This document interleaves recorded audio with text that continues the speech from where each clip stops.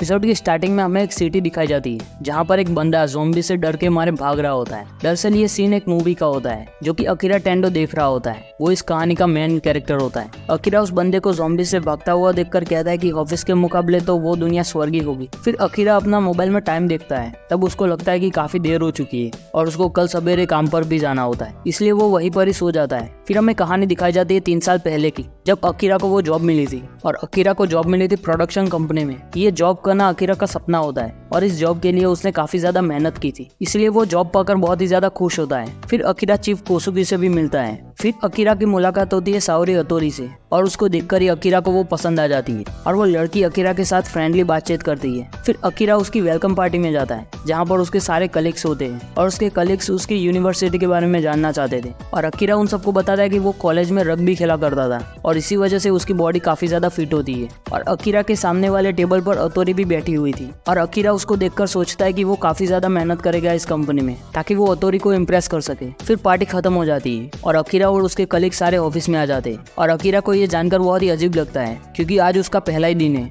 और उसे over time करवाया जा रहा है। लेकिन फिर भी अकीरा जॉब करना चाहता था और उस ऑफिस में अकीरा और उसके कलीग्स गधों की तरह काम कर रहे थे और अकीरा 2 दिन के बाद अपने घर जा पाया था और अकीरा घर में आते ही सो जाता है क्योंकि उसके अंदर बिल्कुल भी एनर्जी नहीं थी। फिर अगली सुबह अकीरा को लगता है कि आज काम पर नहीं जाना चाहिए, लेकिन तभी अकीरा को याद आता है कि ये काम उसी ने ही चुना था और इसके लिए उसने काफी ज्यादा मेहनत की है, इसीलिए अकीरा को ऐसे काम करने की आदत डालनी पड़ेगी। और अकीरा फुल एनर्जी के साथ जॉब करने के लिए जाता है। वहाँ पर अकीरा को पता चलता है एम्प्लॉय फ्रेंडली पॉलिसी के बारे में, जिसमें लिखा होता है कि एम्प्लॉयज को उनकी मेंटल हेल्थ के लिए भी छुट्टी मिल सकती है, लेकिन उनका कलीग कहता है कि किसी को छुट्टी लेते हुए मैंने देखा नहीं है। तभी अकीरा को पता चल जाता है कि ये पॉलिसी सिर्फ दिखाने के लिए। फिर ऐसे ही अकीरा का 1 साल निकल जाता है और फिर हमें दिखा जाता है अकीरा की दूसरे साल की कहानी, जहाँ पर हमें दिखा जाता है अकीरा की हेल्थ बहुत ही ज्यादा खराब हो चुकी है और तभी वहाँ पर चीफ कोसुगी आता है और अकीरा को बहुत ज्यादा काम दे देता है और ये सुनकर अकीरा कुछ सोच रहा होता है, लेकिन तभी वहाँ पर मिस हतोरी आ जाती है और वो अकीरा को लंच देने के लिए आई थी क्योंकि वो काम के चक्कर में लंच करना ही भूल गया था। अकीरा उसको देखकर कहता है कि मिस हतोरी की वजह से मैं इस कंपनी में टिका हुआ हूँ, क्योंकि अकीरा उसको काफी ज्यादा पसंद करने लगा था। तभी पीछे से अकीरा के बॉस की आवाज आती है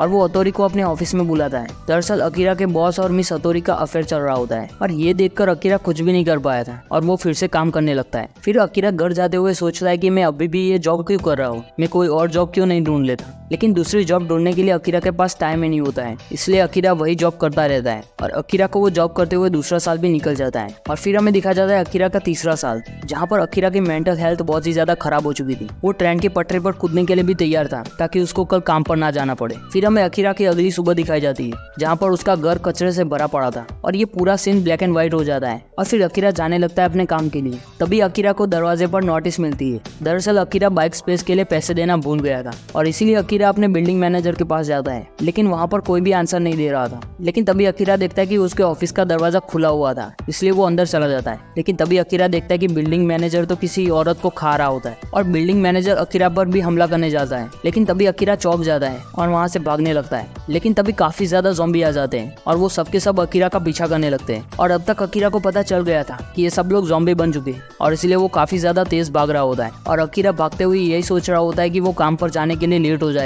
लेकिन तभी अकीरा देखता है कि ज़ॉम्बी वायरस सब जगह पर फैला हुआ था और तभी वो समझ जाता है कि आज के बाद उसको काम पर जाने की जरूरत नहीं है और इसीलिए अकीरा काफी ज्यादा खुश होता है और वो चिल्ला रहा होता है। और फिर अकीरा को ये दुनिया काफी ज्यादा खूबसूरत लगने लगती है और उसकी पूरी दुनिया कलरफुल हो जाती है और काम पर न जाने की वजह से वो अपनी फ्रीडम को महसूस कर सकता था। फिर अकीरा एक बिल्डिंग के छत पर चला जाता है जहाँ पर ज़ॉम्बीज नहीं आ पा रहे थे। फिर अकीरा को लगता है कि अब मुझे काम पर जाने की जरूरत नहीं है, तो अब मैं बहुत कुछ कर सकता हूँ। लेकिन तभी उसके दिमाग में मिस हतोरी आती है और अकीरा को लगता है कि वो उसको बता देगा कि वो मिस हतोरी को पसंद करता है, क्योंकि अकीरा को लगता है कि अपने दिल की बात ना कहने का अफसोस करने से अच्छा होगा कि ज़ॉम्बीज उसे खा जाए। फिर अकीरा ज़ॉम्बी से बचते हुए मिस हतोरी के घर पर पहुंच जाता है। लेकिन तभी अकीरा देखता है कि मिस हतोरी के घर का दरवाजा खुला हुआ था और अकीरा घर के अंदर देखता है कि एक बहुत बड़ा ज़ॉम्बी सामने खड़ा हुआ था और वो और कोई नहीं अकीरा का बॉस होता है, जो कि मिस हतोरी के घर पर था। और अकीरा अपने बॉस को देखकर अपने गले में लगाई हुई टाई को निकाल देता है और इस कंपनी से रिजाइन कर देता है और अकीरा फुल स्पीड में अपने बॉस की तरफ बढ़ता है और उनको उठाकर खिड़की से बाहर फेंक देता है। लेकिन तभी अकीरा के सामने मिस हतोरी आ जाती है और वो भी एक ज़ॉम्बी बन चुकी थी और अकीरा उसको देखकर रोने लगता है। लेकिन फिर भी अकीरा अपने मन की बात बोल देता है। फिर वो उसे छोड़कर वहाँ से भागने लगता है। फिर अकीरा एक मॉल में जाता है और उस मॉल में से वो एक पेन और नोटबुक लेता है और वो उस नोटबुक में बकेट लिस्ट बनाता है और उस लिस्ट में ऐसे काम होते हैं जो ज़ॉम्बी बनने से पहले अकीरा करना चाहता है। और ये एपिसोड यहीं पर ही खत्म हो जाता है।